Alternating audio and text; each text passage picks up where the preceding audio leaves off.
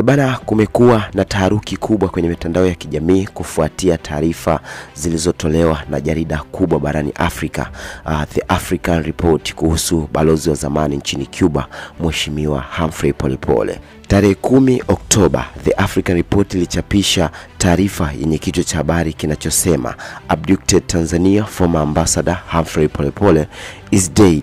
Taarifa hiyo ilidai kwamba, kwa mujibu wa vyanzo vyao, kwamba balozi huyo amefariki dunia baada ya kutekwa na kutoonekana kwa siku kadhaa.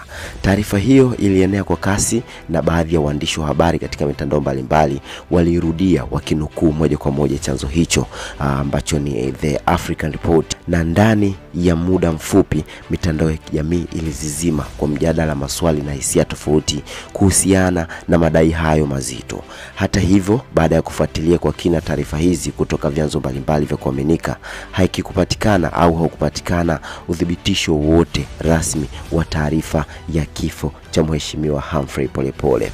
Baada ya muda mfupi, The African Report wenyewe walibadili kichwa cha habari cha taarifa hiyo. Kichwa kipya cha habari hiyo kikasomeka hivi: Conflict Official Claim about fate of abducted Tanzania former ambassador Humphrey Polepole. Kwa tafsiri rahisi, kinamaanisha kwamba kuna madai rasmi yanayopingana kuhusu hatima ya balozi wa zamani wa Tanzania nchini Cuba, Humphrey Polepole, ambaye alitekwa. Mabadiliko haya yalionekana kama jaribio la jarida hilo kurekebisha taarifa baada ya kugundua kwamba habari ya awali imezua taharuki kubwa na mijadala isiyo rasmi.